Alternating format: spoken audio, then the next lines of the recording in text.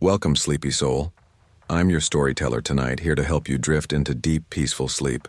Before we begin, don't forget to like the video and subscribe for more bedtime stories. Let me know in the comments where you're watching from and what time it is. And if there's a story you'd like to hear next, I'd love to know that too.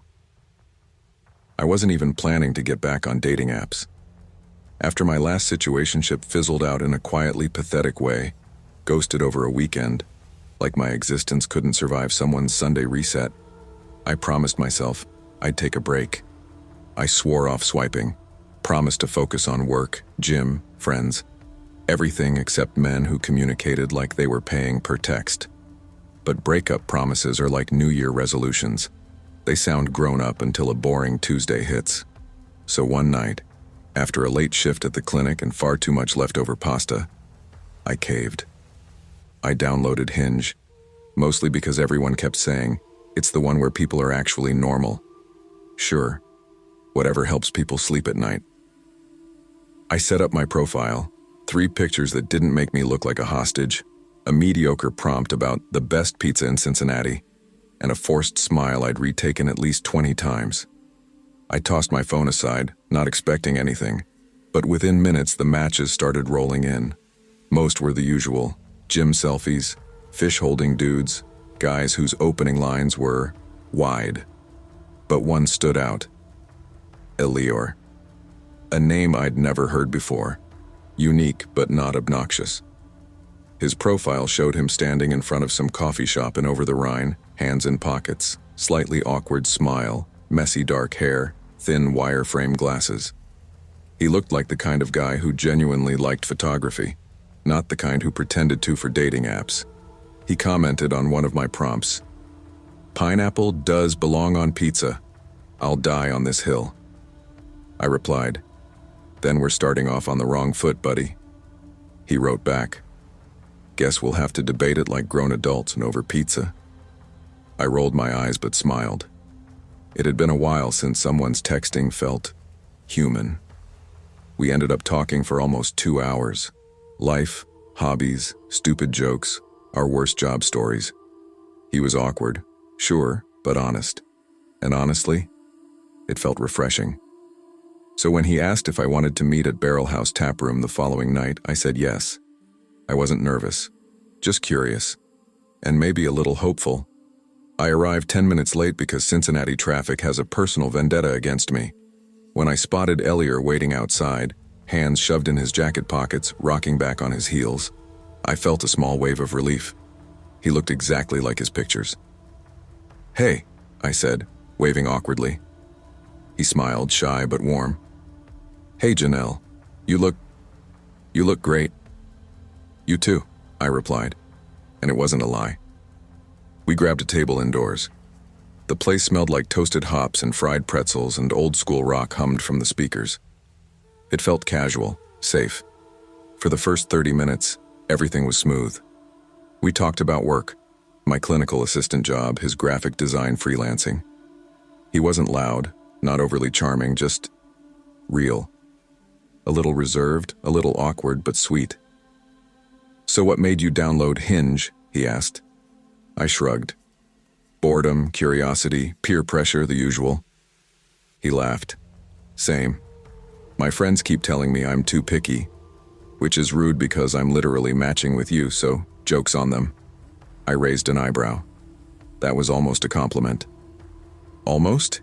He grinned. We talked for 2 hours. Time slipped. We said goodnight with a soft hug that lingered a second longer than expected. I went home thinking, maybe this could be something, but I should have known better. For the next few weeks, Elior would text me, sometimes, once every 2 or 3 days. Sometimes he'd disappear mid-conversation for 24 hours. Meanwhile, he'd view my Instagram stories instantly. Big ick. When we did talk, the vibe felt different. Colder. Like he was interested, but only when it was convenient. One night, my friend Lila told me, "Girl, he's giving bare minimum energy. Block and move on." And eventually, I did. Well, sorta. I stopped responding first. Then I stopped responding at all. I figured we'd slowly fade out of each other's digital lives. But life had other plans. 3 weeks later, on a boring Wednesday night, I got a Hinge notification. Elior commented on your photo. We weren't matched anymore, but he'd found my profile again and sent, "Hey, I know we haven't talked, but wanna hang tonight?" I stared at my phone, confused, but also bored. And rules are weaker at 9 p.m. when you're alone, tired, and craving company. "Sure," I replied. "Pick me up?" It was stupid. I know that now. 30 minutes later, a silver Toyota Corolla rolled up to my apartment. A dent in the front fender caught my eye, like someone had sideswiped him. I climbed in. Instantly, the temperature in the car felt wrong. "Hey," I said. "Hey," he muttered. No smile, no warmth, just blank. "You okay?" I asked casually. "Yeah," he said quickly. Too quickly. "Just tired." His voice felt tight, like he was holding something in. I pulled my seatbelt across my chest and quietly texted Lila. "With Elior again, but vibe feels off." She replied immediately. "Location on. Call me if shit feels weird." I should have listened earlier. I should have said I changed my mind. But hindsight is always louder than instinct. As Elior drove, the silence grew heavy. "This is a different route," I said casually. "You sure the place isn't closed?" "No, it's open," he muttered. He didn't look at me. Not once. His hands gripped the wheel too tightly. Every red light reflected in his glasses, making his eyes look hollow. My stomach knotted. My palms dampened. I tried to lighten the mood. "So, how have you been?" No answer. He just kept driving. Finally, at a stoplight, he turned slightly toward me and whispered, "You shouldn't have ignored me." My heart clenched. "Elior, we barely knew each other." "Yeah," he said, "but I knew you." I froze. When we finally pulled into a parking lot outside a dive bar, I faked a phone call. "Hey, Mom." "What? Now?" Yeah, I'm on my way home. Okay, I'm coming." Elior stared at me, expression blank. "Really?" he asked. "Yeah. Something came up," I lied, stepping out. He didn't move, didn't question, just watched me. I got on a bus and uninstalled Hinge before it even moved. Blocked his number, blocked his Instagram, blocked everything. I felt silly but relieved. Until the sightings started. 3 days later, leaving work, I spotted a silver Corolla parked across the street.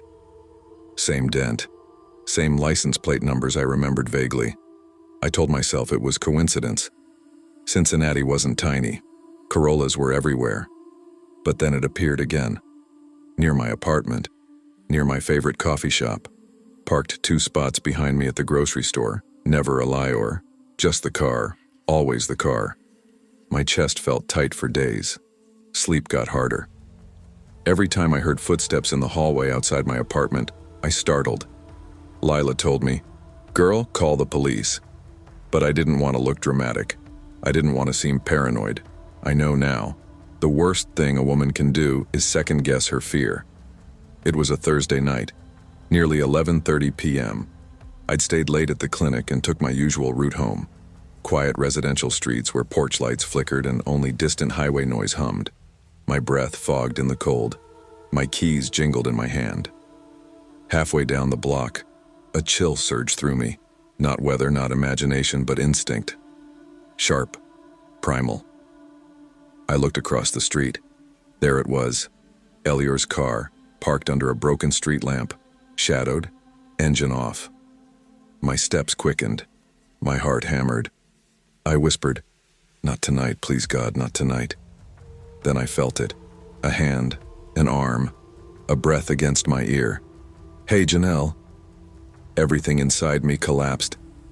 "Elior, stop!" I screamed, struggling as his arm locked around my waist. "Why did you run from me?"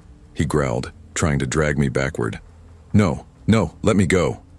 I twisted, kicked, clawed, anything to break free, but he was stronger. His grip bruised my arm instantly.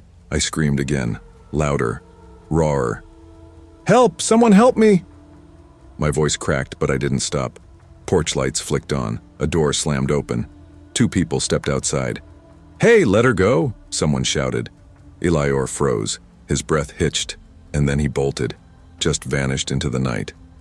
My legs gave out and I collapsed to the sidewalk, shaking uncontrollably. A woman knelt beside me. "Sweetheart, are you okay?" I could barely whisper. "Call the police." The police arrived faster than I expected. I told them everything. The car sightings, the weird behavior, the attack. "Do you know his full name?" one officer asked. "Yes," I said. "Elior. I have his profile pictures saved." "And a license plate?" the other asked. I whispered the numbers I remembered. They confirmed the match instantly. By the next morning, I had a restraining order. By the next evening, he was in custody. But the fear?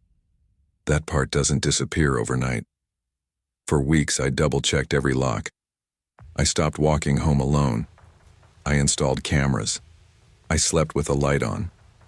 And the guilt gnawed at me. Why didn't I listen to myself sooner? Why did I get in the car that night? Why did I ignore the red flags? Because women always try to be polite. We always think we're overreacting. And sometimes, that nearly gets us killed. Months passed. Therapy helped. Friends helped. Life slowly returned to something like normal. But even today, sometimes late at night, when the street outside is dead silent and a random car slows near my building, my breath catches, because danger rarely walks in announcing itself. Sometimes it arrives with a shy smile, a soft voice, and a dating app profile that looks perfectly normal. And sometimes, it drives a silver Corolla with a dent in the fender.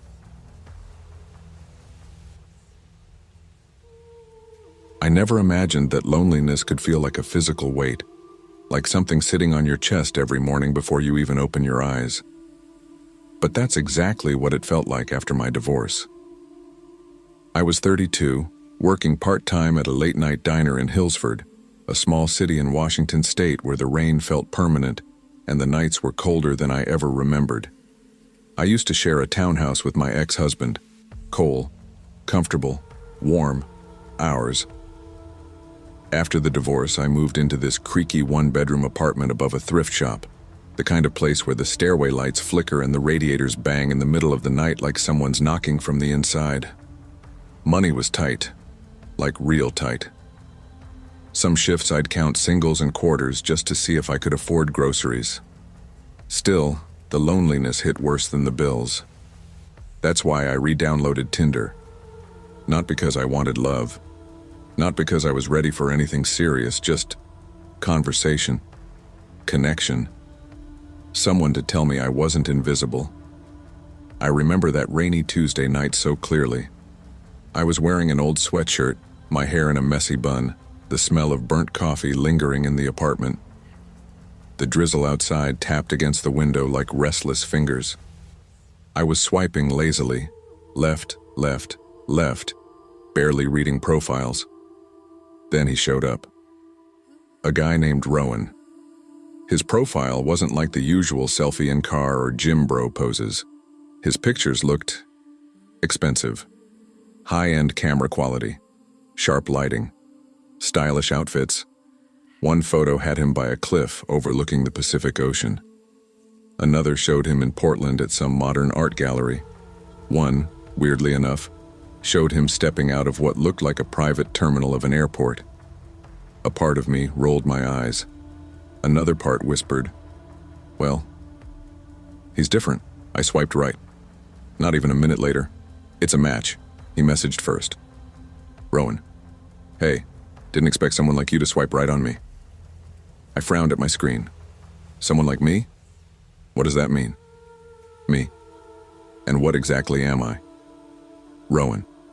Someone who looks real, not plastic, not trying too hard. Feels rare. I actually smiled, a real smile, after weeks. We talked for hours. He was charming, just the right amount of flirty, a hint mysterious and surprisingly open about things. He said he worked in luxury consignment logistics, whatever that meant. Said he traveled for work, which explained the fancy pictures. The next night, he asked me to meet up. Normally, I never say yes that fast. But something about him, maybe the loneliness in me, made me say yes. He invited me to a place called the Red Harbor, a waterfront restaurant I had only ever walked past because I knew I'd never afford it.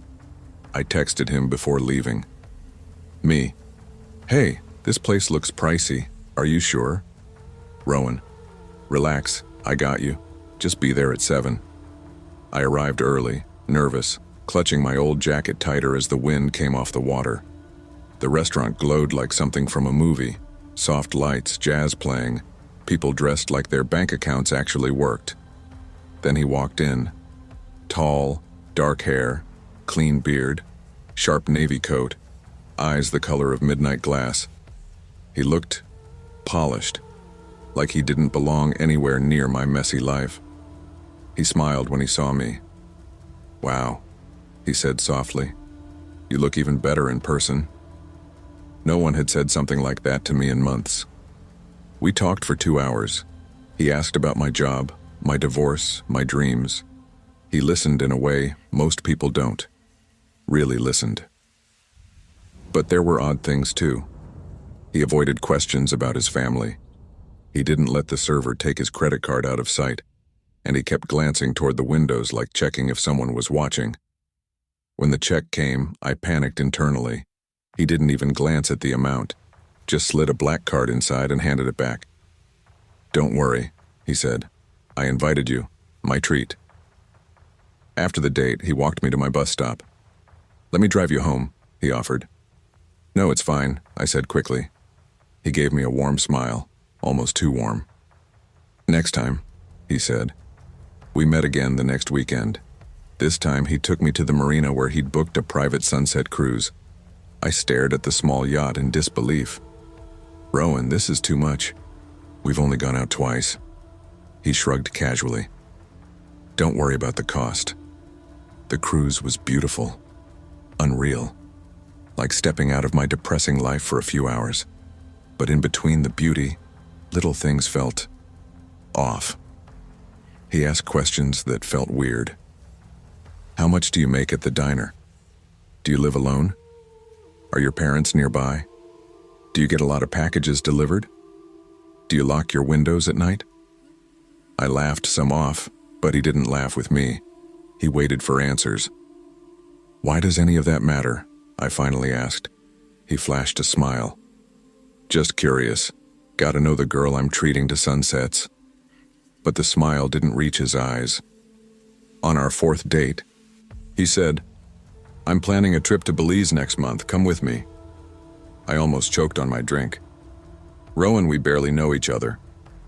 So, that's how you get to know someone. Come on. It'll be fun. I can't afford something like that. I'll take care of everything. Something in his tone made my stomach tighten. Let me think about it, I said. His jaw twitched.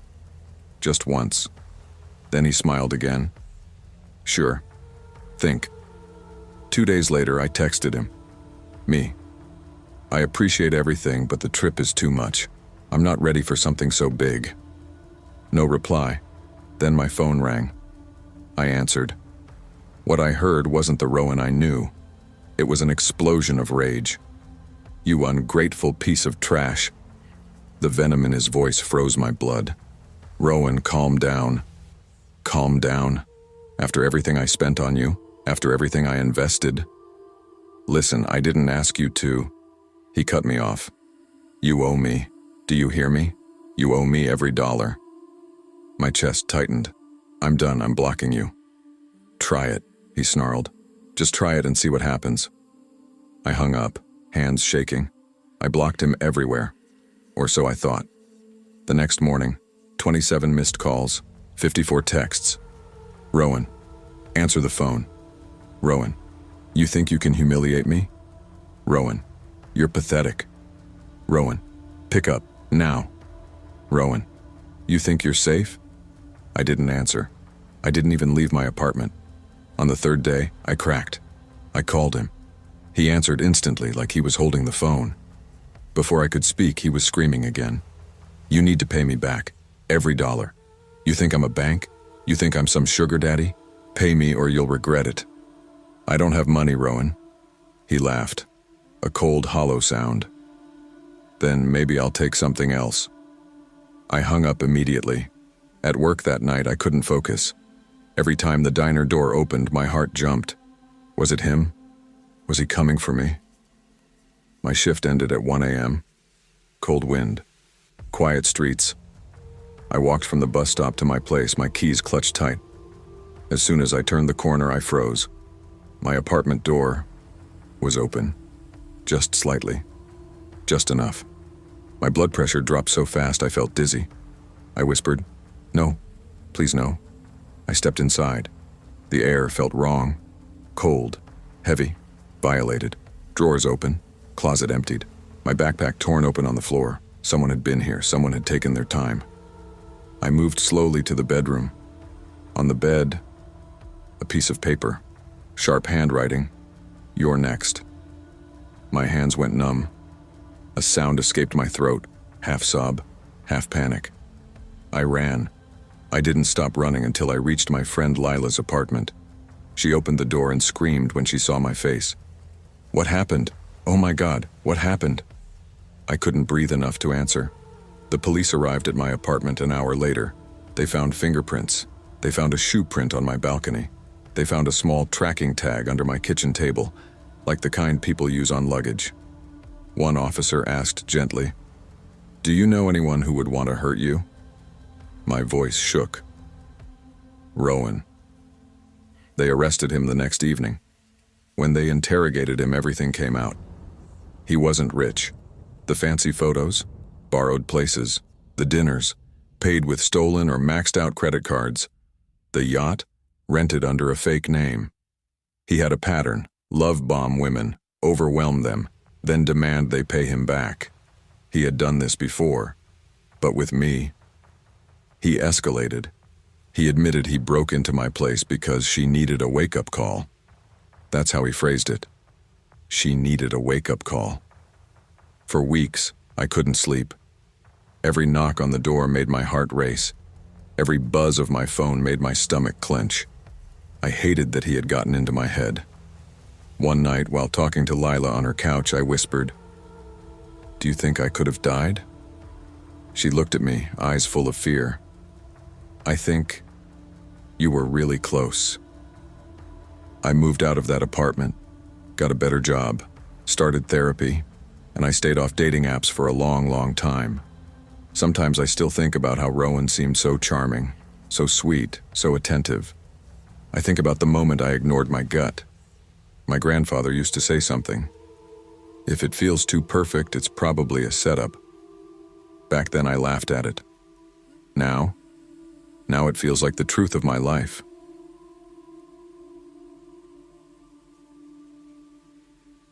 I never planned on using dating apps past a few weeks. Honestly, I'd only downloaded them after my cousin kept nagging me. "Bro, you're 26. You gotta meet people." He'd laughed, punching my shoulder. "You can't keep hiding behind work and gym in that old-ass apartment." He wasn't wrong. My life back then was, well, routine. I woke up early, worked my shifts at a print shop in North Hills, grabbed dinner at this cheap taco place across the street, and crashed. Every day, same old, back to back. The kind of life where you forget days or even passing. A year before all this happened, I got out of a long relationship. It wasn't messy, just emotionally draining. She left, saying we wanted different futures. I pretended I was cool with it, but inside, it knocked something loose in me. Something quiet but sharp. So when I downloaded the dating apps, I told myself it was just for fun, just to see what was out there. But this one made me delete all of them for months. Her name wasn't Katie like the old version of the story. Her name was Lena Harrow. Her profile was simple. 3 photos, nothing too staged. One at a pumpkin patch, one at a record store, and one selfie where she looked like she'd just woken up. Messy hair and soft eyes. No filters, no weird angles. Her bio said, "Into late night walks, retro cameras, and coffee that tastes like burnt toast. If you're not a weirdo, say hi." It felt real. like someone I could actually talk to. I swiped right, not expecting anything, but then, it's a match. I remember grinning like an idiot at my phone. She messaged first. Lena. Hey Ryan, you look familiar. Do you hang around Midtown? Me. Yeah. The taco place on Maple? I basically live there. Lena. OMG, same. Their horchata tastes like heaven. We clicked instantly. Conversation flowed like we already knew each other. We talked music, dumb childhood stories, worst dates, best memories, everything. But the one thing she never did? She never gave me her number. Every time I gently hinted, she'd dodge it. Finally, I asked about it. Me. You're not into texting? Lena. Nah, just want to make sure you're legit. Some guys get weird when they get your number. You seem cool though. Fair enough. I respected it. After 4 days of non-stop messaging, I asked, Me. Want to meet? She replied almost instantly. Lena. Yeah, let's do Thursday, 8 p.m. I felt excitement, actual butterflies, something I hadn't felt in a long time. We agreed on a small place called Elliot's Tap Room just off West Cedar Avenue, a place I'd been to before. Chill vibe, warm lighting, old school music, nothing fancy. But an hour before the date, she messaged, Lena. Hey, Elliot's is closed tonight. Something about a pipe leak. But there's a place called Drew's Social Club a few blocks over. You'll like it. I checked Google Maps. The place existed. Kind of divey, but whatever. Then she added, Lena. There's a shortcut if you're walking. Cut through Grant Park. Saves like 10 minutes. Something about that made the back of my neck tighten. Grant Park wasn't dangerous exactly. But after dark, it wasn't somewhere I'd go alone unless I had to. No lights, lots of trees, long winding path. Local folks always said, Grant Park after sunset? Nah man, that's a hard pass. But I didn't want to seem paranoid. I didn't want to ruin the vibe. So I said, Me. Cool, on my way. I left my apartment early, nervous like a high schooler going to his first date. The air was cold but crisp. Streetlights buzzed overhead, and the sidewalks glowed under their washed-out amber light. I texted her when I got close. Me. Hey, walking up Maple now. She replied, Lena. Cool, I'm already here. Hurry up, dude, it's cold, LOL. That message, something about it felt off. It didn't sound like her usual tone, but I brushed it off. Nerves make you paranoid. When I reached the park entrance, the path looked even darker than usual. The trees formed a canopy overhead, swallowing the remaining daylight. The only light was a broken lamp flickering like it was dying. My stomach twisted. I typed quickly, Me. Hey, the park looks sketchy. Might take the sidewalk around instead. But before I could hit send, a new message popped up. Lena. Don't be a baby. I'm literally waiting. Just hurry. My thumb froze. Lena never talked like that. Never rude. Never pushy. My chest tightened. For the first time, I hesitated. Then she sent another message. Lena. Ryan, seriously, come through the park. This one didn't even sound human. No tone, no warmth, just flat. Like a command. I felt the air shift. The hairs on my arms rose. I stepped back from the park entrance, watching the trees sway slightly, even though the wind was dead still. My instincts screamed no. So I took the long way, fast walking down the sidewalk instead of cutting through the darkness. While walking, I checked the app again. Blocked. Unmatched. Gone. My stomach dropped. My heart pounded so hard I felt sick. I typed her name into search. Nothing. It was like her profile never existed. Cold dread spread across my chest. Something was wrong. Really, really wrong. I reached Drew's Social Club, still breathing heavy. The windows were fogged, neon sign flickering red. Inside it was warm, loud, and busy. I scanned the room for anyone matching her photos. Nothing. No blonde girl with messy hair. No retro camera hanging around her neck. No soft eyes. Just strangers. Buzzed, laughing, drinking. I stood near the bar counter, confused and embarrassed. A bartender noticed me staring around. He walked up. Tall guy, thick beard, tapping a towel on the counter. "Yo, dude," he said. "You good? You look like you're about to have a stroke." I forced a breath. I'm supposed to meet someone here. A girl named Lena, blonde, tattoos." His face shifted instantly. Not confused, not blank, concerned. "Lena?" he repeated slowly. "What's her last name?" "Harrow." He closed his eyes. Deep sigh. "Man, I don't know how to tell you this." My throat tightened. "What?" He lowered his voice. "A girl named Lena Harrow used to come in here a lot, like 2 years ago." "Okay." "She died, dude." My stomach dropped. "What?" He nodded, expression heavy. "She was found near Grant Park, late at night. It was ugly, bro. Real ugly. Whole neighborhood talked about it for months." My knees softened. I must be thinking of a different person," I whispered. He shook his head. "Nah. Blonde, tattoos on her arm, messy hair, soft-spoken. Same girl, man." I felt ice pour down my spine. "She used to meet guys off dating apps," he continued. "Her case never got solved." I felt faint. "And the creepiest part?" he added, leaning closer. I swallowed hard. "What?" "Dude, you're the third guy this year who came in asking for her." My heart stopped. I whispered, "What does that mean?" He didn't blink. "It means someone is using her pictures, and they're luring dudes the same way she died." My blood went cold. "And every guy who said she messaged them?" he finished. "Yeah?" I whispered. "They all mentioned the same thing, cutting through Grant Park." I stumbled backward, gripping a table to steady myself. My chest burned. My pulse thundered in my ears. Someone had wanted me in that park.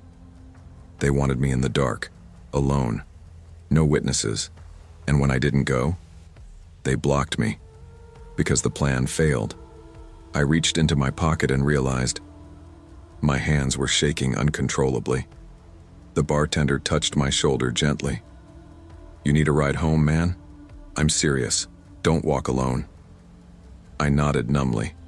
While he called a rideshare, I glanced at my phone. Notifications blinked. Not from Bumble, but from an unknown number. Unknown. "You should have walked through the park." Another came seconds later. Unknown. "Next time, don't ignore instructions." I felt the room spin. A final message arrived. Unknown. "You got lucky tonight, Ryan." The bartender insisted on waiting with me outside until my ride arrived. The whole time I scanned the street, every parked car, every passing silhouette. When I finally got home, I double-locked everything. Closed all curtains. But sleep? Forget it. For weeks, I jumped at every sound. Every notification made my blood pressure spike. I deleted every dating app, changed my number, moved apartments 3 months later. Because the truth is, someone out there has Lena's pictures, her smile, her face, her identity, and they're using it to hunt, not rob, not prank, not embarrass, but hunt. And I came so damn close. Every now and then, late at night, when I'm walking home or getting off work, I feel it again. That cold prickle at the base of my neck. That sense of being watched. Like someone's waiting for another chance. Like they know I got away once. And they're patient enough to wait for a second attempt. I never thought loneliness could make me stupid, but it did. I'm 19 now. But this happened a few months after I turned 18. During that weird stretch of life where you're technically an adult but still have no clue what you're doing.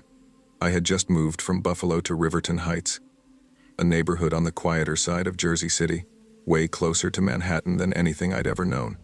My mom took a job at a medical billing office, and I lived with her in a 2-bedroom apartment above a laundromat. The whole building always smelled like warm detergent and cheap incense. People always assume I'm older than I am. I'm 6'4", built like a linebacker, full beard since 8th grade, yeah. I was that kid. The one people used to ask, "Bro, you're sure you're not a substitute teacher?" I didn't mind.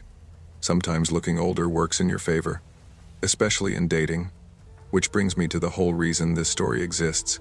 My girlfriend, Haley, had broken up with me 3 weeks earlier, 7 months together. She said, "I just don't think you're emotionally present enough." I mean, what does that even mean? I always answered her texts. Mostly. I was heartbroken in that quiet, embarrassing way guys don't talk about. My best friend Troy, he's 24, and works construction, kept telling me, "Dude, get back out there. You look like you're 30. Nobody's gonna question you. Download Tinder. Talk to someone cute. Stop moping." I resisted for a whole 2 days. Then I broke. I wasn't looking for love. I wanted a distraction. I set up a Tinder profile using my real photos but changed my age to 23 instead of 18. I justified it to myself by thinking, I look it, which wasn't a lie. After a few hours of mindless swiping, I matched with a girl named Lena Marwood. Her pictures were stunning, almost too stunning. Long auburn hair, nose ring, hazel eyes, a vintage grunge vibe. The kind of girl who'd listen to indie bands you pretend to know. Her profile said she was 22, lived in Bayview, and loved late-night diner runs and weird documentaries. I messaged first. Me. "Hey Lena. Didn't expect to match with someone actually attractive." Lena. "Lol, shut up. You're cute. I like guys who look like they can pick me up with one hand." I remember my heart doing that stupid teenage skip. Me. "Well, yeah, I can do that." Lena. "So come over tomorrow? My roommate's gone. I've got wine. You look like a wine guy." "What time?" I typed. 9 p.m. "I'll send my address tomorrow." There it was. An invitation. Beautiful girl. Empty apartment. The exact recipe for what my lonely brain thought I needed. But underneath that excitement was this little, annoying whisper saying, "Something feels off." I ignored it. The next day crawled by. I paced around the apartment pretending to do push-ups, pretending not to check my phone every 4 minutes. At 7 p.m., she finally sent the address. A building I'd never heard of, on a road called Crescent Line, near the industrial part of Bayview. Troy agreed to drive me. I didn't have my license yet. When he pulled up in his dusty gray pickup, he rolled the window down and said, "Yo, Romeo, you sure you want to do this? Looks kinda sketchy on maps." "I'll be fine," I told him. "She's real." "You checked her socials?" "No." "Dude." But I wasn't listening. Loneliness makes you deaf. He dropped me off in front of a brick building with flickering hallway lights visible through the windows. The whole street smelled like damp concrete and gasoline. Before I got out, Troy said, "Text me if she tries to harvest your kidneys." Shut up. No, seriously, if something's weird, call. I'm 10 minutes away. Got it. I stepped out into the cool night air and walked toward the entrance. Her apartment was 3C. As I stood outside her door, I could hear soft footsteps inside. A moment later, a light, slightly raspy voice said, "Hold on." The door swung open, and there she was. Lena. Exactly like the pictures, only shorter. Maybe 5'2", wearing an oversized flannel and black ripped jeans. She looked up at me and grinned. "Holy shit, you're tall. And you're real," I blurted. She laughed, brushing her hair behind her ear. "You're adorable. Come in." I stepped inside. The apartment was dim, like intentionally dim. A single lamp glowing in the corner, everything else cast in shadows. She shut the door behind me. "You want something to drink?" she asked, heading toward a cluttered little kitchen. I shook my head. "Nah, I'm good." Her smile twitched just slightly. "You sure?" Her tone changed. Not annoyed, more insistent. "Wine? Beer? Water? Something?" "No, really, I'm fine," I repeated. Her face fell in a way that made my stomach tighten, like she was disappointed or irritated. A cold little warning crept through my chest. She walked back toward me, her expression soft again. Too soft. "Relax," she said. "You look nervous." "I'm not nervous." "You totally are," she teased. "You're giant, but you're like baby deer energy right now." I forced a laugh, but something felt wrong. There were no photos on the walls. No decorations, just blank spaces and scattered furniture, like someone lived here only temporarily. I tried to brush it off, but then I noticed something else. There were 2 glasses already placed on the coffee table, both filled with something dark red. She had poured before I arrived. Did you pour those earlier?" I asked. "Yeah," she said quickly. "I figured you'd want something." "Why 2, though?" "I mean, you didn't know for sure I'd come." She paused. A beat too long. "I knew you'd come," she said finally. Her tone was soft, but the words felt sharp. My heart thumped. I needed to text Troy. My gut wouldn't shut up. "Can I use your bathroom?" I asked.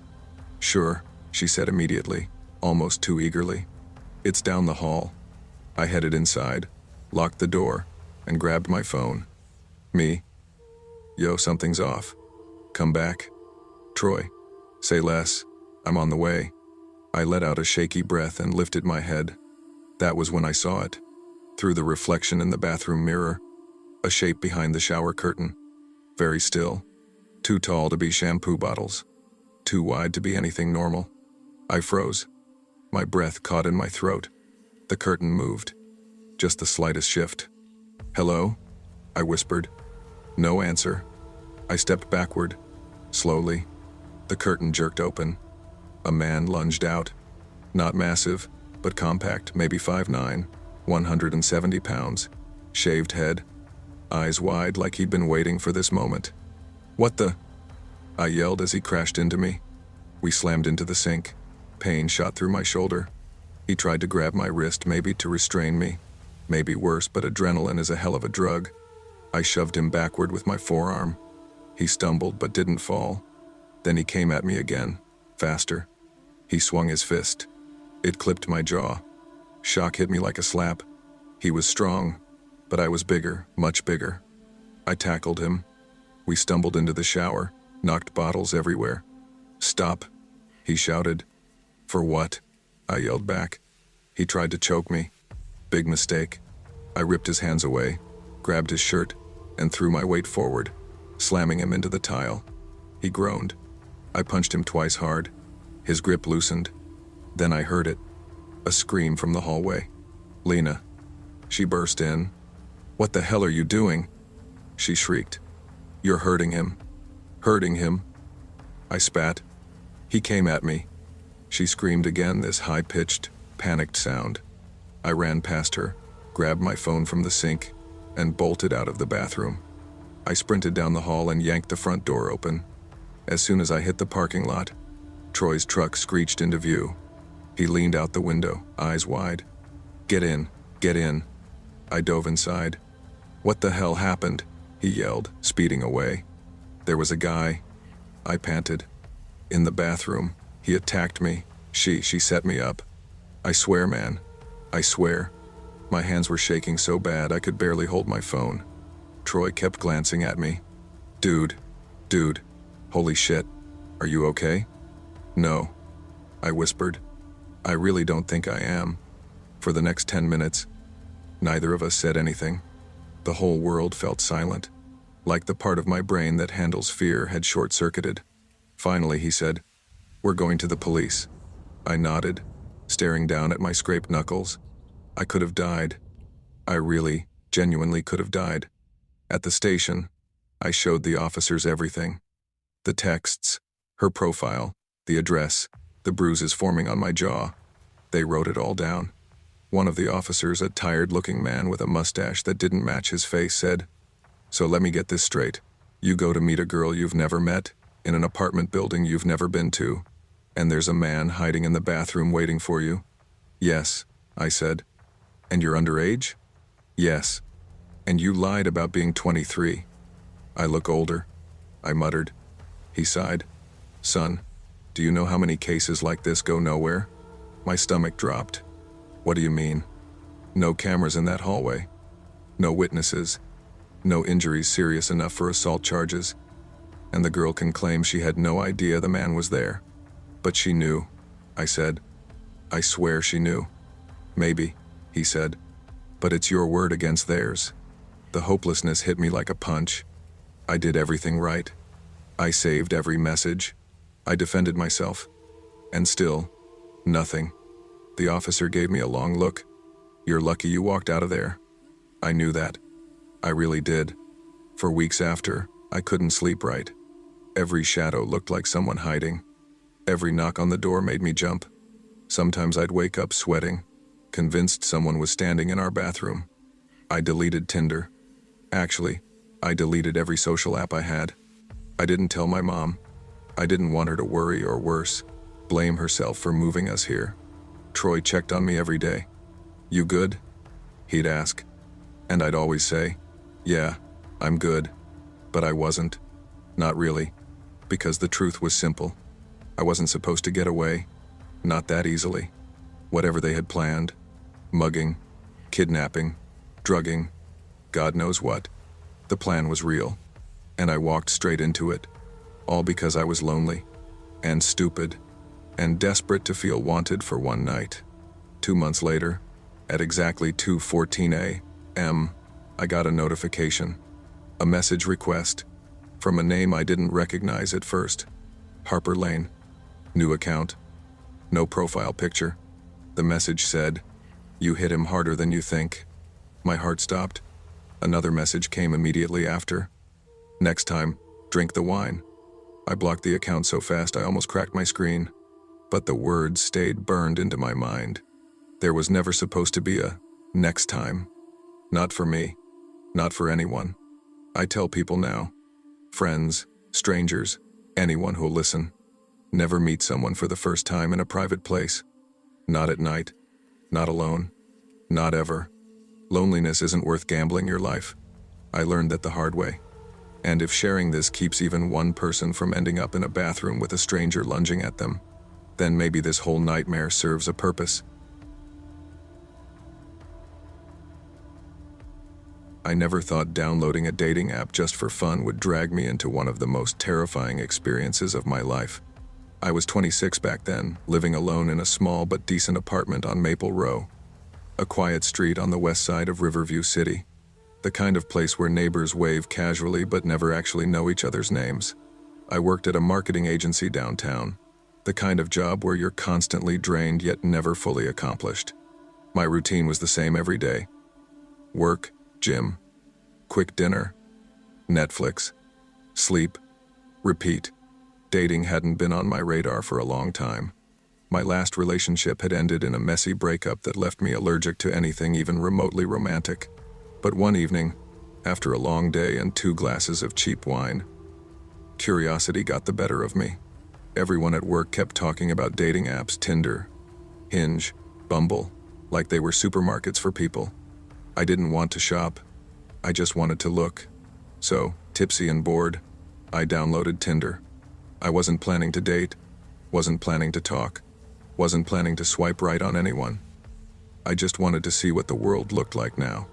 Profiles blurred in front of me, shirtless guys flexing in their bathroom mirrors, guys holding fish for some reason, guys posing with cars, guys in sunglasses indoors, gym selfies, hiking selfies, selfies with dogs, selfies with babies, but not my kid, LOL.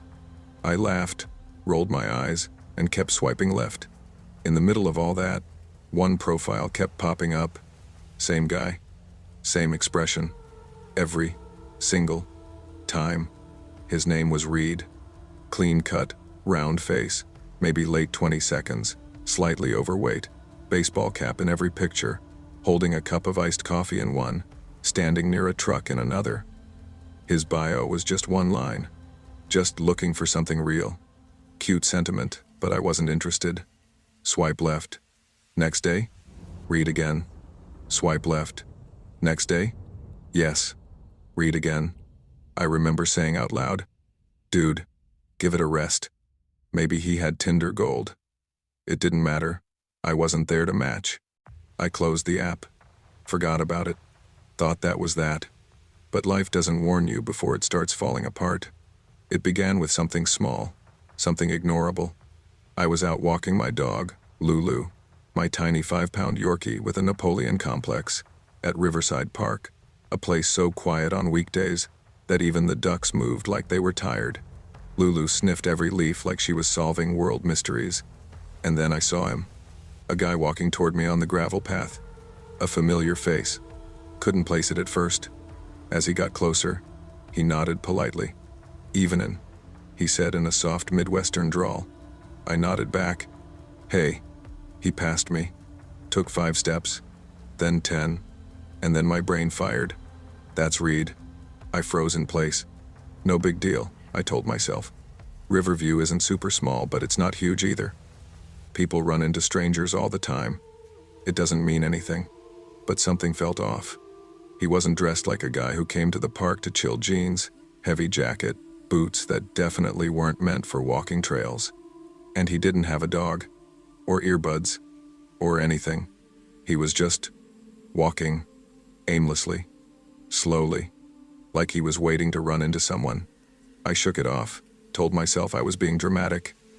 Got home, fed Lulu, slept. A few days later, on my way out of a convenience store, guess who was at the crosswalk? Yep, Reed. He didn't see me this time, or I thought he didn't.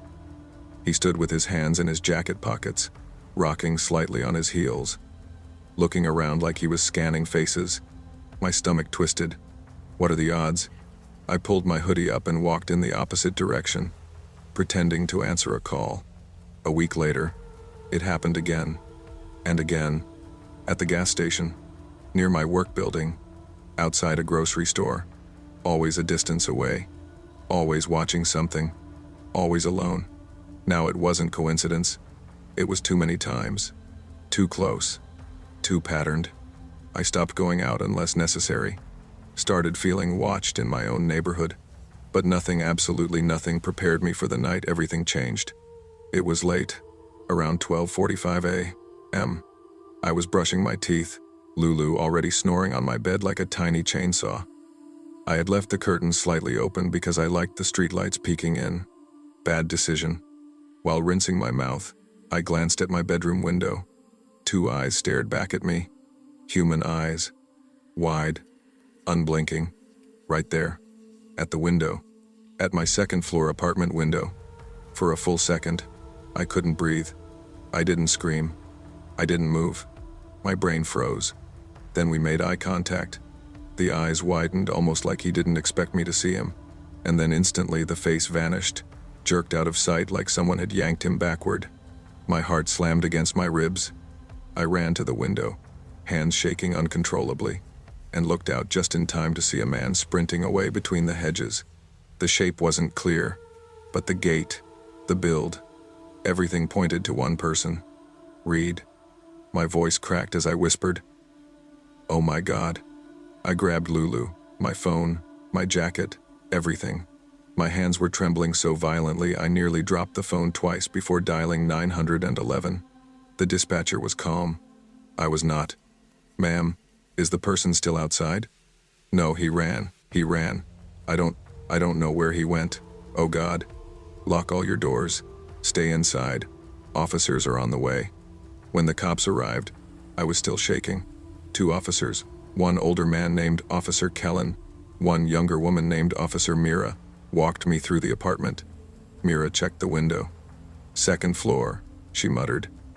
"He either climbed the drain pipe or used the fence to pull himself up. That's effort. That's planned." Kellen asked me, "Do you know anyone who might be watching you? Ex-boyfriend? Former co-worker?" "No. No one. I'm not even dating anyone." "Have you noticed anyone following you?" I hesitated.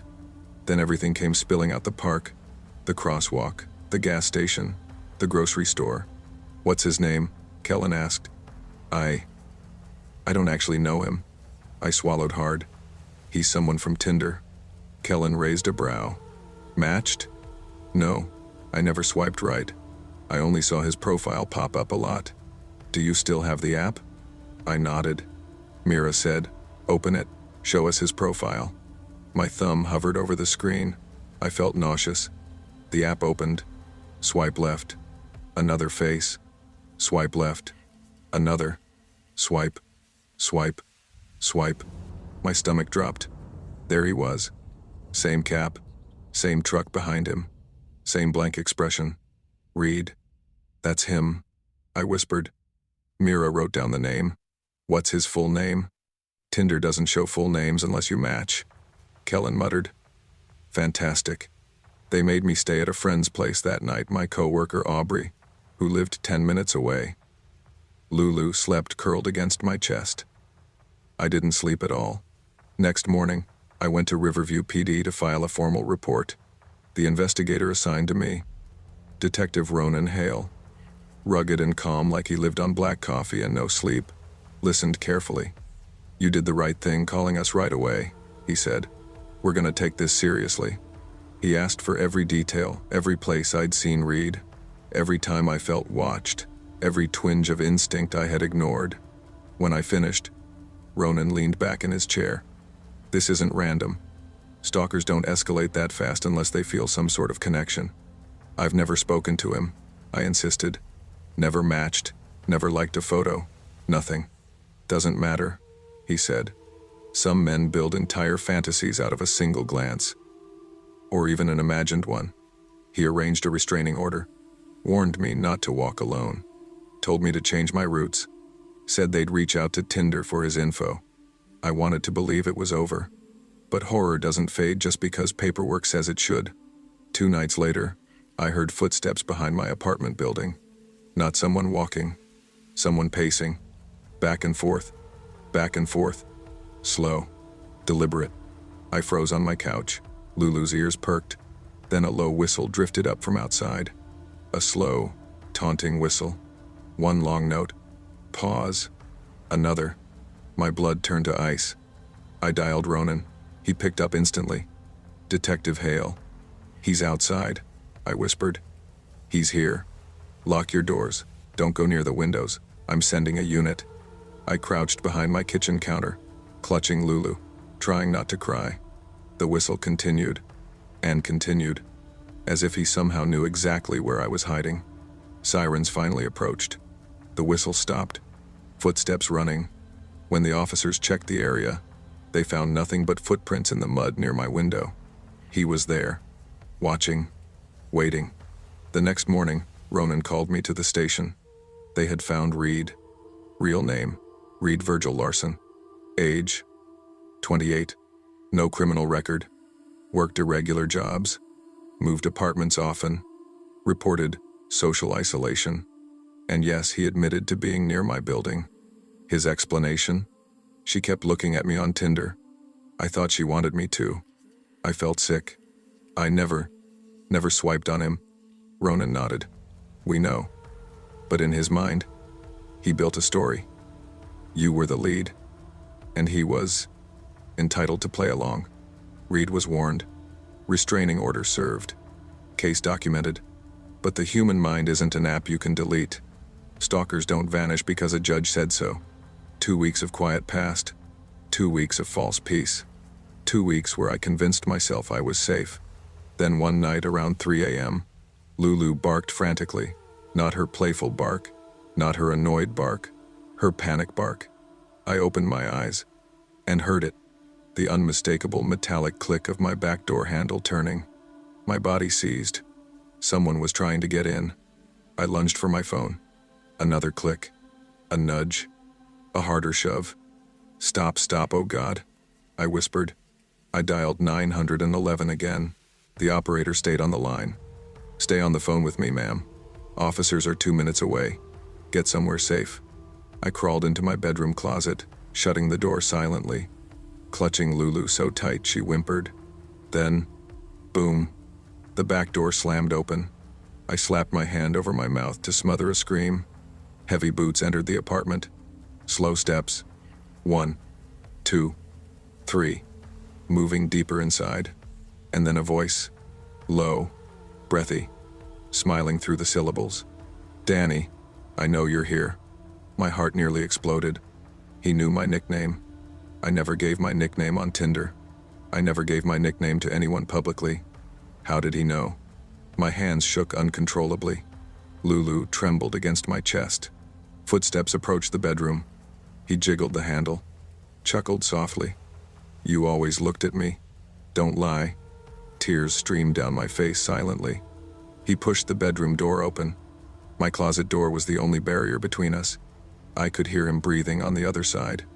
Heavy, excited, delusional. Just as his hand touched the closet doorknob, sirens blasted outside. He bolted. Officers stormed the building. I burst out of the closet, sobbing uncontrollably as Ronan sprinted to me, grabbing my shoulders. "He's gone," Ronan said. "But we'll get him." I choked out. He knew my nickname. "How?" Ronan's jaw tightened. "He's been watching you far longer than we thought." That night changed everything.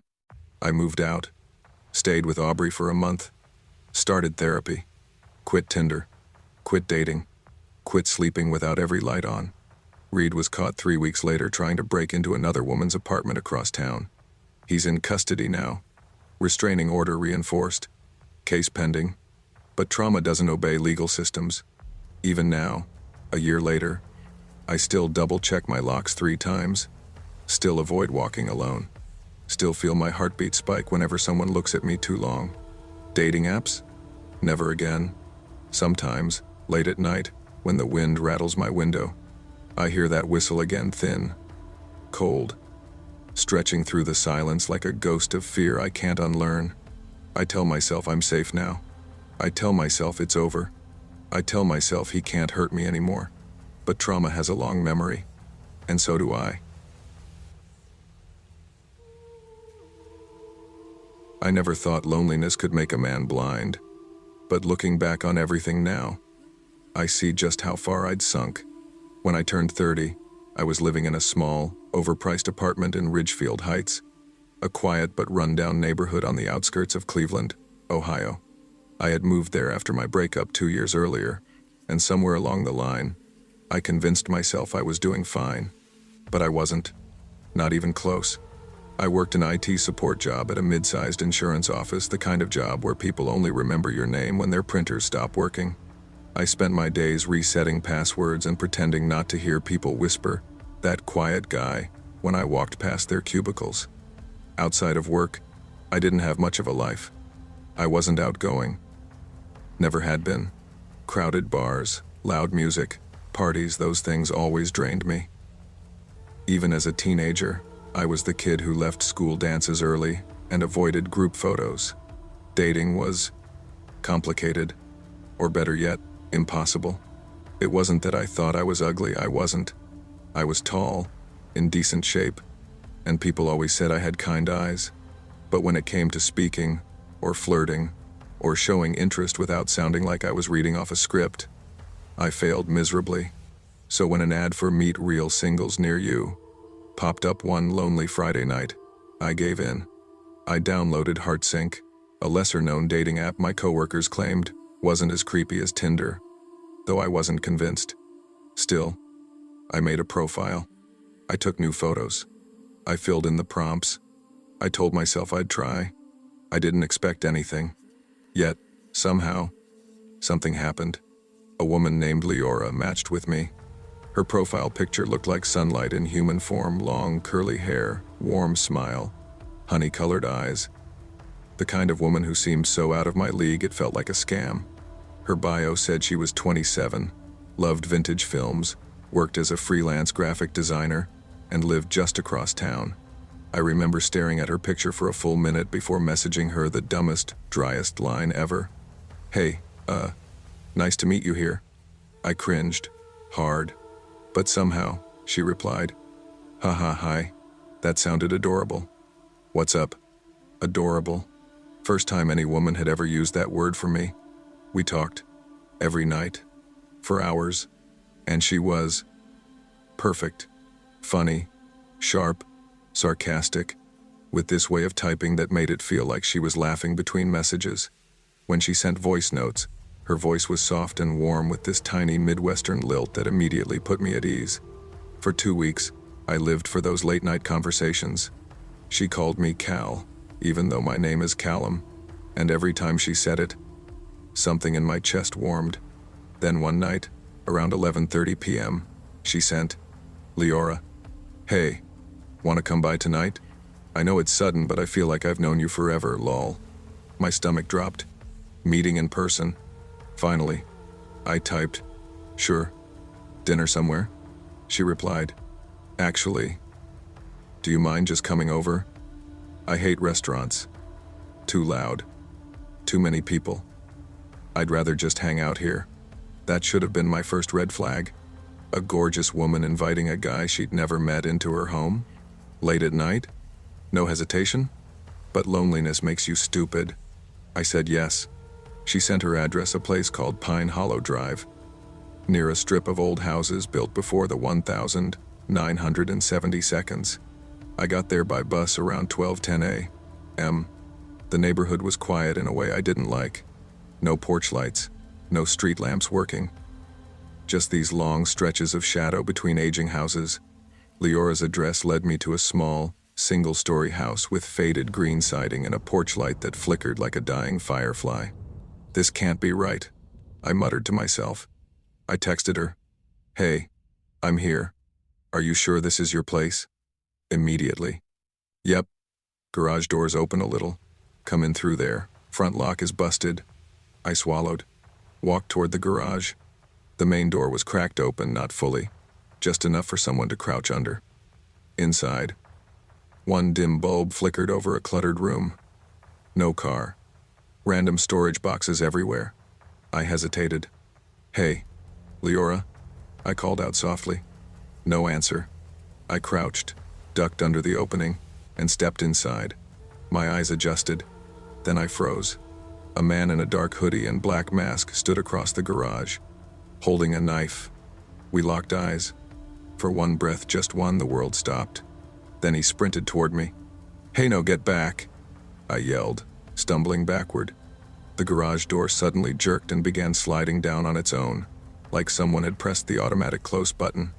I dropped to the concrete, rolled out under the door, scraping my shoulder raw, and sprang to my feet. I didn't look back. I sprinted, full-on sprinted.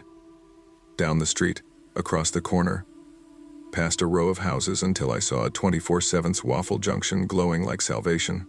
The place was busy, families laughing in booths, college kids studying, the smell of syrup in the air. I burst inside, chest burning, vision blurry. I took the far corner booth, hands trembling, adrenaline flooding my veins. A waitress, maybe in her 40s with tired eyes, walked over. You all right, hun? You look like you ran from the devil himself. I could barely breathe. Just water, please. She nodded slowly, watching me longer than normal. When she left, I buried my face in my hands. Shame, cold and heavy, wrapped around me. I thought about calling the cops. I didn't, partly because I didn't want the police to look at my phone and see the dating app, the messages, my desperation. I imagined the detective's smirk, the whispered jokes behind my back. Guy thinks he's meeting a girl. Nearly gets jumped, classic. And partly because I didn't want Leora's picture, the warm smile, the kind eyes, to be a lie. I didn't want to believe I was that gullible, so I deleted the app, blocked the number, swore to myself I'd forget. For months, I did. Life went back to its monotony. But then, 1 year later, I was at my parents' house for dinner, and the TV was running in the background. A news anchor spoke urgently. Police are investigating what they believe to be a targeted attack involving a dating app setup. A 29-year-old man was lured to a residence on Pine Hollow Drive, where my fork slipped out of my hand and clattered onto the plate. Pine Hollow Drive. My heart contracted painfully. The anchor continued. The victim was found in the garage. Authorities believe the individual behind the attack may have used a fake female profile to lure him. I felt sick. My mom said something, but her voice sounded underwater. The room spun. Memories hit me like punches. Her voice, her messages, that perfect smile. None of it real. I realized then, if I had gone to the police that night, if I had swallowed my pride, my fear of judgment, someone else might still be alive. For weeks, I barely slept.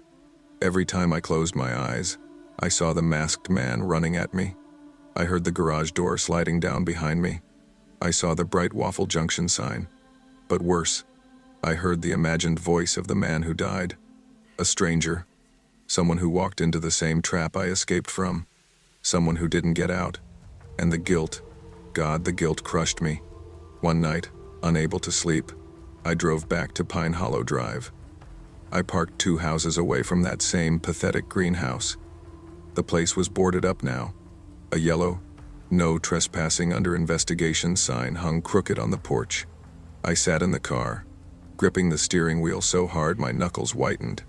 I could have stopped this. I whispered to no one. Cars passed behind me. A dog barked somewhere down the block. But in that moment, it felt like the whole world was silent. And in that silence, I accepted something I'd been running from for a year. Loneliness didn't almost get me killed. Pride did. The fear of being judged. The fear of looking stupid. The fear of admitting that I needed help. But life doesn't give do-overs. A man died, and I'll carry that weight until the day I die. Even now, when dating apps pop up on my phone, or coworkers joke about catfishes, I feel this cold shiver glide down my spine. People think horror is about ghosts or monsters or killers lurking in shadows. They're wrong. Horror is realizing you survived something someone else didn't, and knowing you could have stopped it. Horror is the guilt that never leaves. Horror is the memory of a garage door closing behind you, and the knowledge that someone else wasn't fast enough. I never thought a simple swipe could ruin my sense of safety for years. When I look back now, I wish I could go back to that night and tell myself to just close the app, put my phone down, and go to sleep. But life doesn't work like that. You don't always see the danger walking toward you sometimes. It walks in smiling. I moved to Redmont, a mid-sized city in Washington state, about 3 years ago. I was 29, then exhausted, freshly out of a long-term relationship that ended because of my ex's affair with someone he worked with. I was heartbroken, humiliated, and honestly, lonely. I rented a small 1-bedroom apartment near Lakeside Avenue, not fancy, but safe enough and close to work. I worked as an assistant manager at a mid-range clothing store in the Redmont Square Mall. Nothing glamorous, but stable. My friends back in Oregon kept telling me, "Come on, Ray. You gotta put yourself out there again." Yeah, easy for them to say. Months passed. I adjusted to my new life. My coworkers became familiar faces, and I made a couple of decent friends, Jenna from accessories and Luis from shoes. We'd grab in and out on weekends sometimes. Nothing major, but nights were the hardest. Silence hits differently when you're alone after being with someone for 7 years. So one random Thursday night, after microwaving leftover Alfredo and binge-watching crime documentaries until my eyes burned, I finally downloaded Tinder again. I wasn't even serious about dating. I just wanted attention, validation, whatever. Swipe. Left. Swipe. Left. Super like from a guy with a fish photo. Hard pass. And then, I saw him. The match. His name was Tavian Holt. Even his name felt unique, like he belonged in a movie or a book. Not a single picture looked forced. He wasn't posing with cars or flexing. He had this calm, soft smile, a little scruff, warm brown eyes, and a bio that actually made sense. Moved here last year, graphic designer, coffee addict, looking for someone who laughs at dumb memes and likes late-night drives. Not into drama, just real connections. It felt normal, safe. I swiped right without thinking much. Then I tossed my phone aside and went to bed. The next morning at 7:12 a.m., before my alarm, my lock screen lit up. It's a match. And below that, Tavian. Didn't expect someone cute to actually match with me, lol. Good morning. I smiled like an idiot. We chatted all day. About work. About hobbies. About life. He told me he lived near Holbrook Avenue, about 15 minutes from me. He worked for a small graphic design company and mostly worked from home. He loved old movies. He said he didn't party much because crowds stressed him out. I get that, I replied. I'm not a big social person either. His response? Same. It's rare to meet someone who gets that. You feel easy to talk to. I blushed. It had been so long since someone talked to me like that. We messaged constantly for a week. Then he said, "Do you want to grab coffee this weekend? Nothing fancy, just meet. No pressure." I hesitated for a second, but only a second. I said yes. We decided on Hollow Bean Cafe downtown, popular enough to feel safe, quiet enough to talk. I got there early because anxiety always makes me early. I kept staring at the door every few seconds. And then he walked in. He was even better in person. Tall, soft voice, warm eyes, the kind of guy you'd immediately trust for no logical reason. "Ray," he said. "Yeah." I smiled. We hugged. His cologne smelled like cedar wood. The date was perfect. Unrealistically perfect. We talked for 3 hours. Real conversations. He told me about growing up in Idaho, about being raised by his older sister because their mom passed away when he was young. I told him about my messy breakup, my move, my work. He didn't judge. He listened. When we left, he smiled and said, "I want to see you again. No rush. No pressure. Just, I really like this." How could I say no? We started seeing each other twice a week, then 4 times, then almost every day. He wasn't pushy at first. If anything, he was gentle, patient. We went to parks, late-night diners, small bookstores. He'd hold my hand, kiss my forehead, make me laugh at dumb jokes. One night after we watched a movie in my apartment, he whispered, "I haven't felt this close to someone in years." I felt the same, but slowly, very slowly, things shifted. The first weird moment happened at work. Over texting. He used to text me during breaks. Normal. But then he started texting constantly. If I took longer than 15 minutes to reply, he'd send, "You okay? Everything good? Did I do something?" At first, I brushed it off. Maybe he had anxiety. Then came, "Why are you leaving me on red? You're with someone else?" I told him gently, "Hey, I'm literally at work. I can't always text." He apologized, but his tone changed. "I just worry. I don't want to lose you.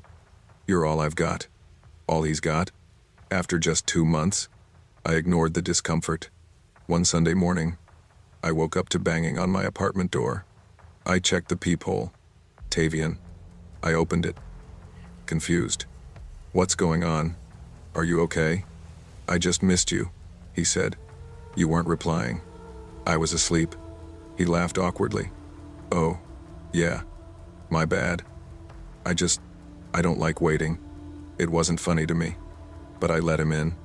A week later, I went out for drinks with coworkers. He knew about it, but mid-evening, he texted, "Who's with you? Send me a pic." I ignored the second message. When I came home, he was waiting by my apartment door. "Tavian." "What the hell? I just wanted to make sure you were safe." It sounded caring, but his eyes weren't soft that night. They were sharp, distrusting. I decided to talk to him seriously. "Look, you're being a little intense." He stiffened. "What does that mean?" "I need space sometimes. I can't text you constantly. I can't have you showing up unannounced." His jaw tightened. "So you don't want me around? Just say it." "That's not what I'm saying." "Feels like it." "Tavian." "No, you know what? Forget it." He stormed out. I thought maybe we'd cool off. But the next day, he texted, "I'm sorry. Please don't leave me. I need you. I'll be better." I gave him another chance. I shouldn't have. Things got darker. Subtle at first, then obvious. He monitored me. He'd say creepy things like, "You were at Target earlier, right? I saw your car." I never told him I was going. He questioned everything. "Who were you talking to at work? Why didn't you answer? Why did you post that picture?" He criticized my friends. "Jenna's a bad influence. Luis looks at you weird." He made me feel guilty. "You're pulling away. You don't love me as much as I love you." It was suffocating. But leaving felt difficult because whenever I tried to create distance, he'd break down and beg. And a part of me still felt sorry for him. Until the day at my job. It was Tuesday afternoon. Busy shift. Tavian walked straight into the store. His face red, eyes wild. "Why aren't you answering me?" he demanded loudly. I froze. Customers looked over. "Stop," I whispered. "You need to leave." "No, we're talking." My manager rushed over. "Sir, you can't." "Shut up," Tavian snapped. Security escorted him out. I was shaking so badly I had to sit down. He texted endlessly afterward. "I'm sorry, baby. I lost control. Please don't break up with me." That was the day I decided I was done. But ending it wasn't simple. I called him that night. "We can't do this anymore." Silence. Then a soft, cold voice. "You're making a mistake." "No, Tavian. I can't do this. I'm tired. I'm scared." He inhaled sharply. "I won't let you go. You promised you wouldn't hurt me." "I never promised." Click. He hung up. That night he sent nearly 40 messages, begging, crying, threatening. "You ruined me. You'll regret this. I know where you live. You're not safe." I blocked him. He made new numbers. Blocked again. He emailed. He messaged from fake accounts. He followed my friends. I reported him to the police. They said, "Unless he physically harms you or breaks in, we can't do much." Great. So I waited, scared, unable to sleep. And then came the night that still haunts me. It was around 11:30 p.m. Quiet. Windy. I was half asleep on my couch watching some dumb rerun. Suddenly, a soft scraping sound came from outside, like footsteps on gravel. I froze, heart pounding. I turned off the TV and walked slowly toward the window, peeking through a tiny gap in the blinds. He was standing there, in the dark, facing my building, hands in his pockets, just staring. My breath caught. I whispered to myself, "Call the police." Before I could reach my phone, he stepped closer, then closer. Then he gripped my doorknob and twisted hard. "Ray," he called softly, his voice cracking. "Open the door. Please. You don't understand. You're hurting me." He started pounding. Hard. Fierce.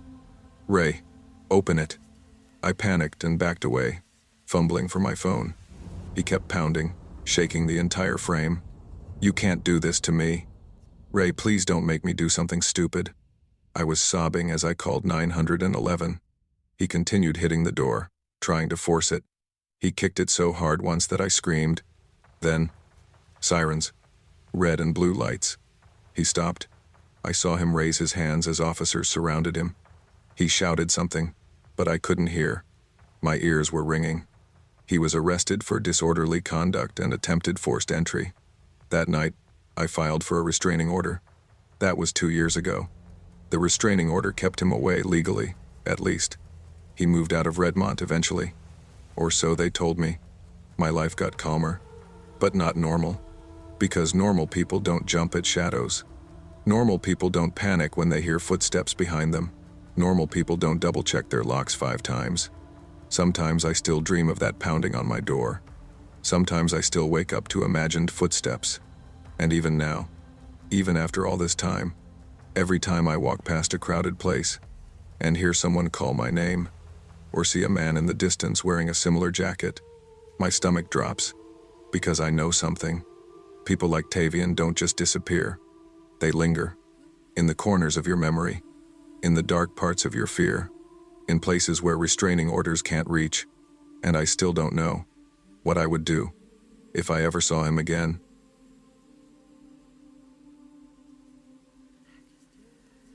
I always thought I understood loneliness, but turning 31 taught me there are different kinds. There's the loneliness of a quiet apartment after work, the loneliness of an untouched pillow on the other side of the bed, and sometimes, the worst loneliness is sitting in your car in a grocery store parking lot, pretending you're checking emails while watching other people laugh as they load groceries together. Back then, I lived in Oak Ridge, Pennsylvania, a place small enough to feel familiar but big enough to feel easily swallowed.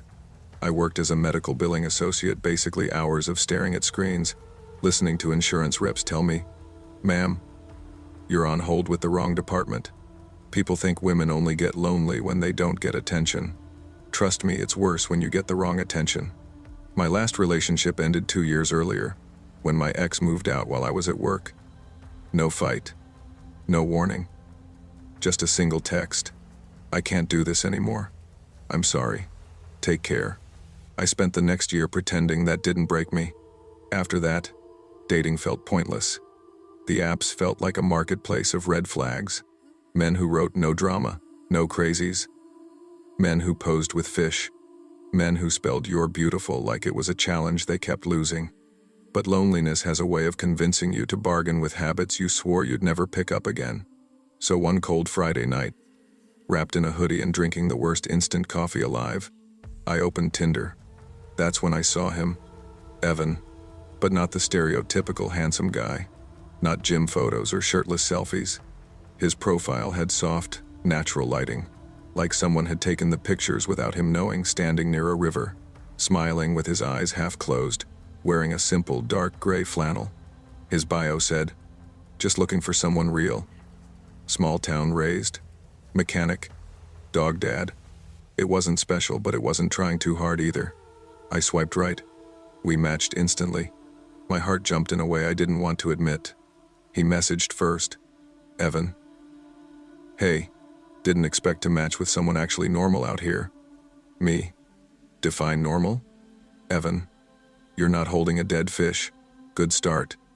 Me. "Okay, fair. That's legit." Evan. "You from Oak Ridge?" Me. "Yeah. You?" Evan. "Just outside it. A little town called Harrow Creek. Probably never heard of it." Me. "Nope. Sounds spooky." Evan. "Depends who you ask. Some folks think everything's spooky." He sent a photo of a huge golden retriever with one floppy ear. Evan. "This is Scout. He likes literally everyone except my neighbor." Me. "Why not the neighbor?" Evan. "Long story. Something about the way he wrote felt steady, mature, not flashy, not needy, not aggressive. He asked about my job. He asked what I liked to cook. He asked if I preferred fall or winter. He made conversation feel easy. Then he asked, 'Can I take you for a drink?' You pick the day. I'll pick the place." Normally I would have said no, I always chose public places. But something about him made my guard relax. I should have listened to the part of me that hesitated. That part was trying to save my life. My father always said I gave people too many chances.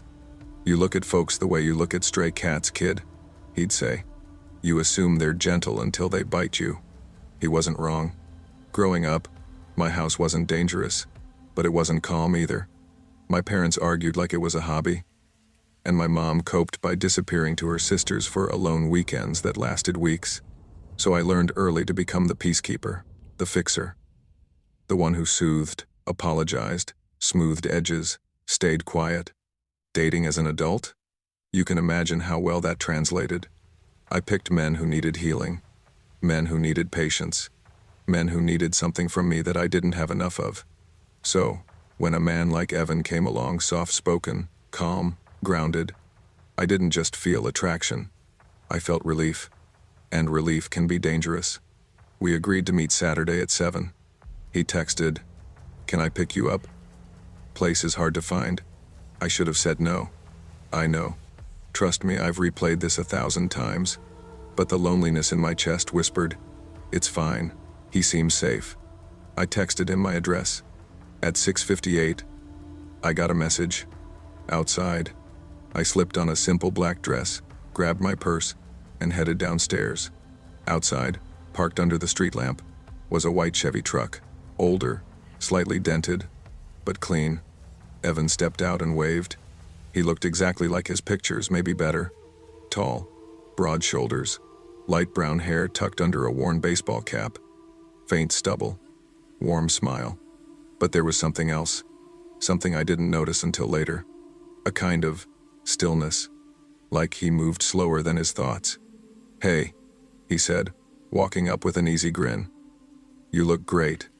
"Thanks. You too," I said. He opened the passenger door for me. Old-fashioned. Sweet.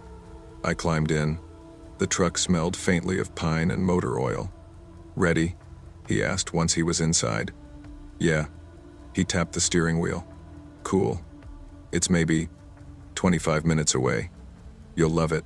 We left Oak Ridge quickly, merging onto a highway where streetlights grew fewer and fewer. He kept the radio low, classic rock playing softly.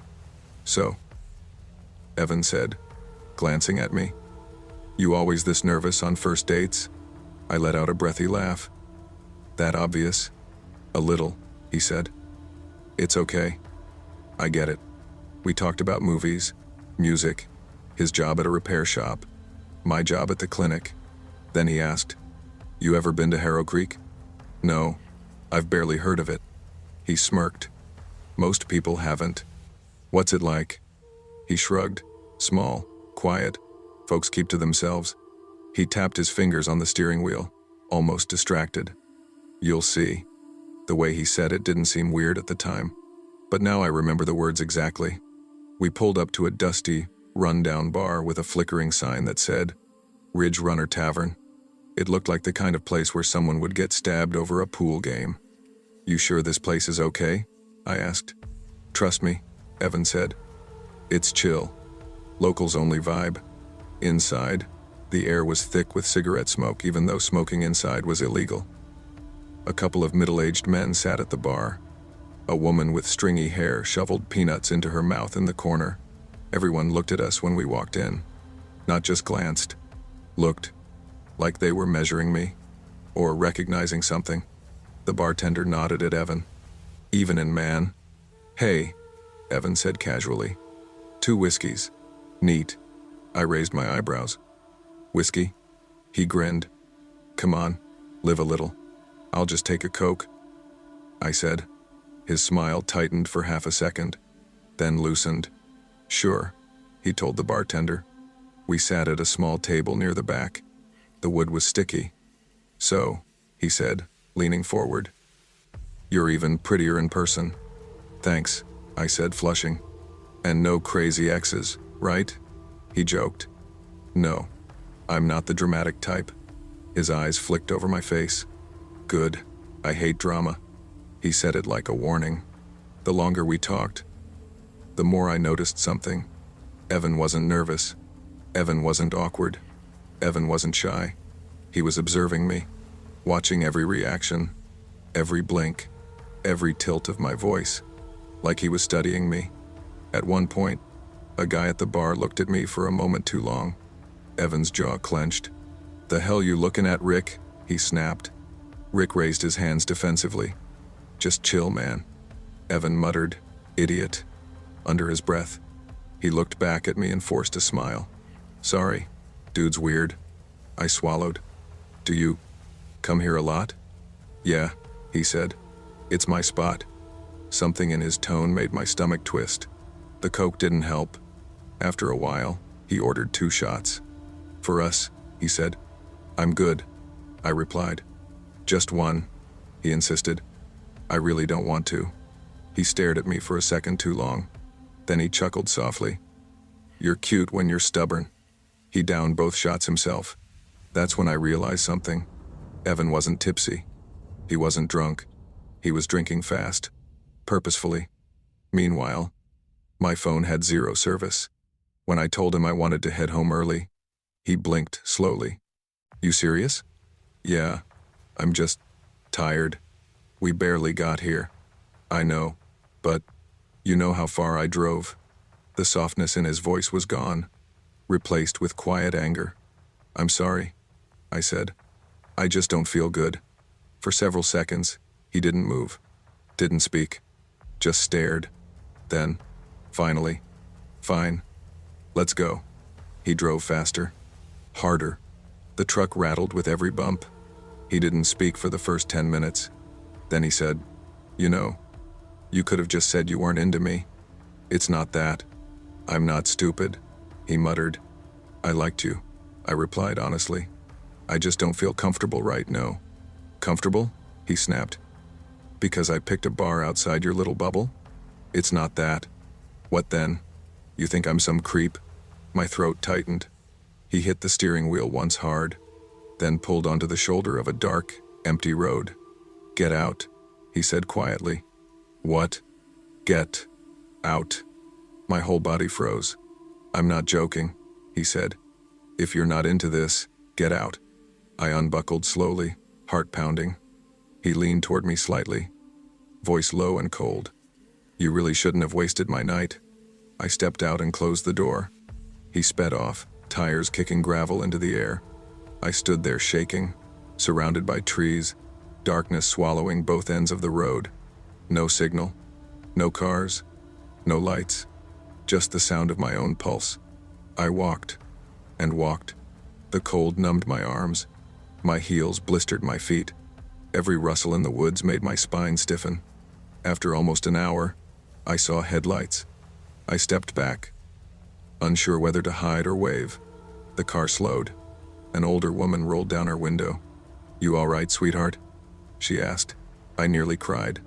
She and her husband drove me to a gas station in Oak Ridge. I thanked them repeatedly. Then I called my friend Zoe, who rushed over. I didn't tell her everything, just enough. When I finally got home, I locked every window, every latch, every chain. I blocked Evan, deleted Tinder, took a long shower, cried until my chest hurt, and I thought it was over. I thought I escaped, but 2 days later, I found a small piece of paper under my apartment door. No envelope, no handwriting, just printed text. "You really shouldn't have gotten out of the truck." I moved out 2 weeks later. I never saw Evan again. But sometimes, late at night, when I walk home from work, I still hear the crunch of gravel behind me, and I don't look back. I don't want to know. I always thought the scariest part of dating apps was the possibility of matching with somebody way out of my league and having to figure out what to say. Turns out, I was dead wrong. I'm 29 now, but this happened when I was 24, back in 2016, when dating apps were still kinda new and nobody had figured out all the red flags yet. At that time, I worked late evenings at a small printing shop in a quiet part of Riverton, Ohio, a town most people only pass through on their way to the bigger cities. I lived alone in a small one-bedroom apartment above a laundromat that always smelled like dryer sheets and steam, and honestly, life was just boring. I'd go to work, eat microwave dinners, watch Netflix until I fell asleep on the couch. Weekends weren't much better. My friends had moved to different states, chasing bigger dreams. My breakup from the year before still lingered like cigarette smell in a car, always there, even when you rolled the windows down. One night, after a long shift, I was sitting on the edge of my bed, scrolling Reddit, when a coworker texted me, "Bro, you gotta stop being a hermit. Download Tinder, meet someone, live a little." I laughed it off at first. Dating apps weren't really my thing. I always imagined meeting someone the old-fashioned way, eye contact in a grocery aisle, or bumping into someone while grabbing coffee. But loneliness is a hell of a motivator. So I downloaded Tinder, and that's where everything started. I wasn't expecting much. My profile photos were average, one of me at a baseball game, one with my dog, who had died a year earlier, and a couple of awkward selfies. My bio said, "Print shop guy, big on iced coffee, old vinyls, and road trips. Let's see what happens." Not impressive, not terrible, just me. I swiped for a few minutes, mostly left, sometimes right, and then suddenly, it happened. A match popped up. Her name was Liana. Her profile picture showed a woman with soft brown eyes, wavy black hair, and a warm smile. She looked like someone you'd trust instantly. One photo was her at a lake, another at a diner with friends, one more of her painting something on a large canvas. She looked effortlessly cool, artsy without being pretentious. Her bio said, "Artist, coffee addict, night owl, good vibes only." I stared at her pictures for a good minute. She was way out of my league, that much was obvious. Still, she matched with me. I sent the first message. "Me. Didn't expect to match with someone who looks like they stepped out of an art magazine, but hi." She replied 3 minutes later. "Liana, lol, stop, I'm super normal." Hi. We talked for hours. About music, about weird customers at work, about how she hated mornings. She told me she lived in a neighborhood about 15 minutes from mine. She said she wasn't originally from Riverton, she had moved there recently from Portland. Something about her typing style felt warm, like she was actually present in the conversation, not just throwing short answers at me. After 2 days of nonstop chatting, she texted, "Wanna meet? There's a small lakeside trail near my place." Kinda quiet, but peaceful. Normally I'd be nervous, but something about her felt safe, easy. So I said yes. God, I wish I hadn't. The day of our meetup, I woke up excited and nauseous at the same time. I showered, shaved, put on a clean gray hoodie and jeans, and left way too early. Her suggested meeting spot was Lake Briar Trail, a walking path behind a small residential area. It wasn't a tourist spot or anything, just a quiet place where joggers and dog walkers passed. When I got there, it was 5:40 p.m. We agreed on 6. The sky was turning orange, and the lake reflected the sunset like melted copper. A few ducks drifted across the water. A couple walked by holding hands. It felt normal, peaceful. I texted her, "Me. Here. No rush. Take your time." Delivered. 5 minutes passed. 10. 15. I started getting that sinking feeling, the one where you know you might have been played. But then my phone buzzed. "Liana. Hey. Sorry, running late. Be there soon." I sighed with relief. "Me. No worries. I'm just on the bench near the water." She didn't reply. 5 more minutes went by. Then 10. I started rehearsing what I'd say when she arrived. "Hey. Nice to finally meet you." Something smooth. Something normal. That's when I heard footsteps behind me, heavy, uneven, like someone dragging their feet. I turned around, and I froze. It wasn't Liana. It was a man. Tall. Hoodie pulled over his head. Hands shoved deep in his pockets. His face was partially shadowed by the setting sun. "Yo," he said, voice low. "You got the time?" His tone was off. Not casual. Not friendly. Suspicious. I swallowed. Yeah. It's 6:12. He nodded slowly. Then he smirked. "Cool. You waiting for someone?"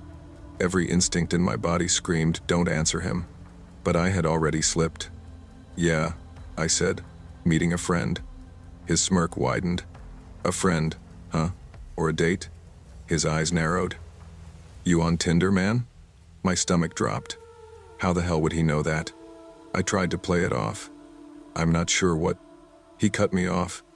"Relax," he said, stepping closer. "Just asking." I stood up immediately. "Hey, sorry, I gotta go." I turned to walk away, but he stepped in front of me, blocking the path. "Nah, man. I asked you something." Something cold washed over me, fear. Real and heavy. "I really need to go," I said, voice cracking slightly. He looked me up and down. "You got your wallet on you?" At that moment, 2 more guys emerged from behind a cluster of trees. One wearing a beanie, the other holding something metallic in his hand. I couldn't tell if it was a knife or just a flashlight, but it didn't matter. I was surrounded. My heart started racing. My palms went sweaty. "Guys," I said, raising my hands. "I don't want any trouble." The first one chuckled. "You already got it." The guy with the beanie stepped close and tapped my pocket. "This your phone?" I moved my hand protectively. "Yeah." "Take it out," he demanded. "No." The one with the metal object stepped closer. "Bro," he said, "don't make this messy." I felt my breathing get sharp and fast. Then the first guy leaned in, so close I could smell his breath, stale beer and mint gum. "You waiting for Liana?" he whispered. My blood ran cold. "What? What?" His smile spread slowly. "Yeah," he said softly. "We know." I stepped back. "What did you do to her?" He laughed. Full on laughed. "What?" "Nothing. She's chill." He winked. Real chill. I didn't understand at first. Then the beanie guy pulled out a phone and showed me something. It was the Tinder profile. Liana's profile. But the pictures were different, not the ones I saw. These were unfiltered, raw shots. Ones where she wasn't posing. Ones that looked like they were taken secretly. I felt my stomach twist. "Wait, what the hell is this?" The guy shrugged. "She ain't your match, dude. She's ours." I didn't understand. "She doesn't know you?" I asked slowly. He grinned like he enjoyed every second of my confusion. "She doesn't know we're using her pics, if that's what you're asking." It hit me then. The pictures. The bio, the warmth in her messages, all fake. Why? I whispered. Why use her pictures? He leaned in. Because guys like you fall for it every time.